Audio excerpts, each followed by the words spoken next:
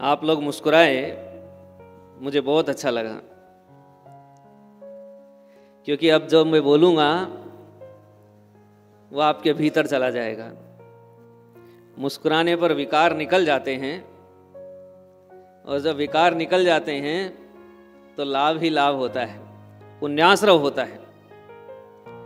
और जितनी भी संपदा, चाहे भौतिक संपदा चाहिए, चाहे आध्यात्मिक संपदा चाहिए, ये बिना पुण्याश्रव के नहीं मिलती। इसलिए तो एक प्रश्न उपस्थित हुआ कि हे भगवान, हम हमारे घरों में जिनेंद्र भगवान की प्रतिमा रख सकते हैं कि नहीं रख सकते? हम अपने घरों में जिन चैताल्य विराजमान कर सकते हैं कि नहीं कर सकते हैं? क्या भगवान का चैताल्य विराजमान करने पर पापास्त्र होता है? कृपया मार्गदर्शन कीजिए। ये एक ज्वलंत प्रश्न उपस्थित हुआ है। प्रश्न बहुत बढ़िया है, और हमारे मेवाड़ वागड़ में हर जगह पर 8, 10, 15 चैताल्य हर घरों में मिल जाते हैं। हर कॉलोनी में 2, 4, 5 चैताल्य मिलेंगे, और किसी गांव में जाएंगे तो 10, 15 मिल जाएंगे। इस प्रश्न का उत्तर श्रावकाचार ग्रंथ में आचार्य उमा स्वामी देव ने दिया। इस प्रश्न का उत्तर एक दीक्षा कल्प में दिया गया है। वहां कहा है कि गृहस्थ अपने घर में 1 अंगुल की प्रतिमा विराजमान करे, और विराजमान करके उसकी पूजा करता है, तो वह प्रतिमा उसके लिए श्रेष्ठ है। इसका तात्पर्य है कि 1 अंगुल प्रमाण की प्रतिमा वह श्रावक अपने घर में विराजमान कर सकता है। यदि वह श्रावक 3 अंगुल की प्रमाण की प्रतिमा अपने घर में विराजमान करता है, तो वो उसके लिए वृद्धि को उत्पन्न करने वाली होती है। इसका तात्पर्य है कि श्रावक अपने निवास में जिन चैताल्य विराजमान कर सकता है। आचार्य देव ने फिर कहा कि श्रावक अपने घर में यदि 5 अंगुल प्रमाण की प्रतिमा विराजमान करता है, तो वो सुख की वृद्धि को करने वाली होती है। इसका तात्पर्य है कि गृहस्थ अपने घर में जिनालय स्थापित कर सकता है। आचार्य देव ने कहा कि यदि कोई गृहस्थ 7 अंगुल प्रमाण की प्रतिमा अपने घर में विराजमान करता है, तो वो पशुधन की वृद्धि करने वाली होती है। इसका तात्पर्य है कि दूध और दही की नदियां बहानी हैं, जो सुख और समृद्धि का कारण है, तो गृहस्थ को अपने घर में एक चैताल्य विराजमान करना चाहिए। आचार्य उमा स्वामी देव कहते हैं कि यदि 9 अंगुल प्रमाण की प्रतिमा अपने घर में विराजमान करते हो, तो पुत्र रूपी संपदा की वृद्धि होती है। और आप सब लोग संतान तो चाहते ही हैं, लेकिन कैसी संतान चाहते हैं? जिसको संपदा कह सको, जिसके होने पर आप गर्व अनुभव कर सको।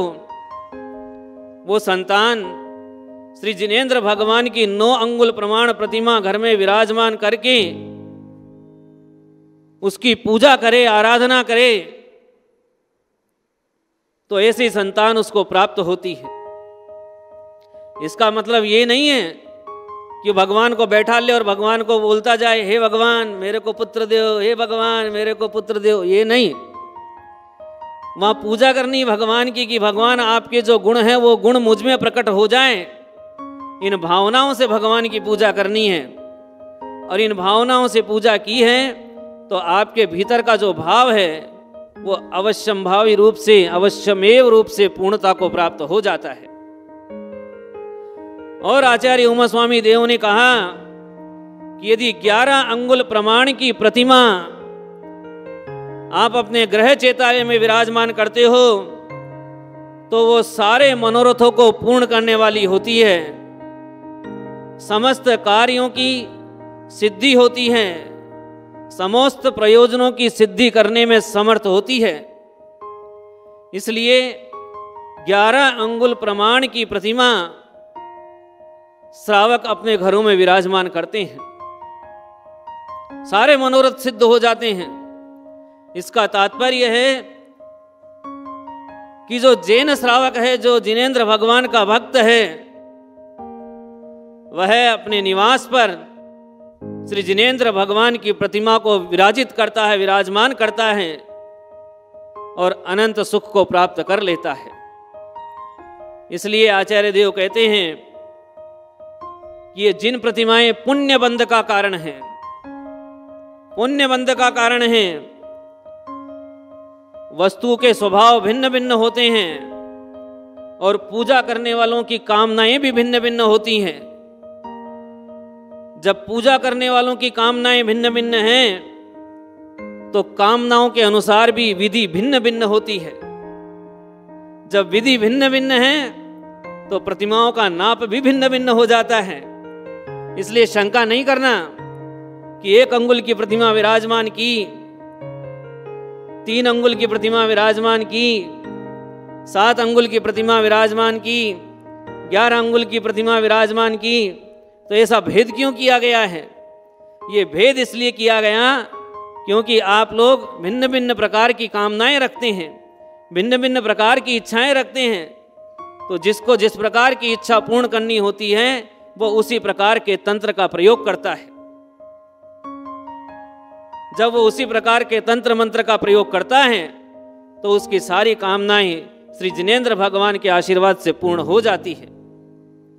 इसलिए आचार्य देव ने ये जो प्रमाण कहा है ये सर्वमान्य है। आचार्य कुंद कुंद भगवान कहते हैं कि मैं वही कहूँगा जो केवली भगवान ने कहा है। वो स्वयं बोलते हैं कि मैं अपनी तरफ से कुछ नहीं बोलता हूँ, मैं जो कह रहा हूँ वचन प्रमाण नहीं है। इसमें प्रमाणिकता तो इसलिए है कि ये वचन केवली भगवान ने कहे थे। तो हमारे जो पूर्वाचार्य हैं उन्होंने जितने वचन कहे वह सब केवली के मुख से निकले हुए वचन हैं। इसलिए सारे वचन प्रमाण हैं, इसमें कोई शंका नहीं होनी चाहिए।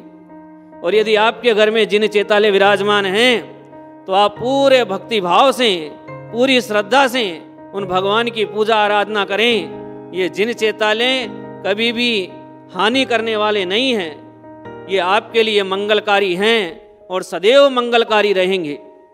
इसलिए अपने घर में जिनेंद्र भगवान की प्रतिमा पूरे ठाट बाट से बैठालनी चाहिए। तो क्या 11 अंगुल प्रमाण से ऊंची प्रतिमाएं जिन ग्रह में, जिन चैतालय में विराजमान नहीं कर सकती? तो आचार्य देव निषेध करते हैं कि 11 अंगुल से ऊंची प्रतिमाएं ये जिन मंदिर में विराजमान करने योग्य हैं, गृहस्थों के घर में नहीं। तो अपने को 1 अंगुल से लेकर के 1 अंगुल, 3 अंगुल, 5 अंगुल, 7 अंगुल, 9 अंगुल, 11 अंगुल तक की प्रतिमाएं अपने जिनालय में, अपने गृहस्थ के घर में विराजमान करनी चाहिए और संपूर्ण प्रकार के मनोरथों को सिद्ध करना चाहिए।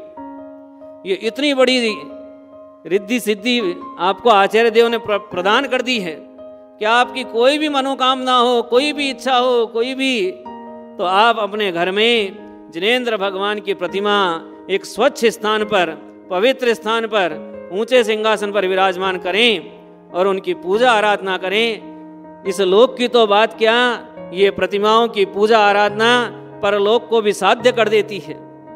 इस भव को तो क्या, इस जीव के भव के दुख मिटा देती है। इसलिए इन प्रतिमाओं की आराधना अपने घर में विराजमान करके अवश्य करनी चाहिए। और यदि घर में आपके उचित जगह नहीं है, शुद्ध नहीं है, तो फिर विचारणीय है।